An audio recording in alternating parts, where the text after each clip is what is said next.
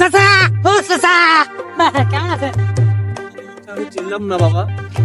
ও চাচা, আমি ফাটা বালিশ টেলিভিশনের সাংবাদিক, আমার নাম হচ্ছে শ্যাম। ও আর একটা ইউনিভার্স বাবা। হ্যাঁ হ্যাঁ হ্যাঁ, চাচা আমি শুনলাম আপনি নাকি মাউন্ট এভারেস্ট জয় করি ভাইরাল হয়েছেন ফেসবুকে ইউটিউব চ্যানেলে। তো চাচা আপনি কিভাবে মাউন্ট এভারেস্ট জয় করলেন আমাকে একটু এই বর্ণনা একটু শুনিয়ে দেন আমার এই টেলিভিশনে, ফাটা বালিশ টেলিভিশনে। বাবা হচ্ছে বয়স 95 বছর বয়স চলে রে বাবা। বাবা হচ্ছে দেখি যে হচ্ছে সবাই মাউন্ট এভারেস্ট জয় করে, তা আমিও চেষ্টা করে গেছি। চেষ্টা করতে করতে 95 বছর বয়স এসে আমি মাউন্ট এভারেস্ট জয় করছি বাবা।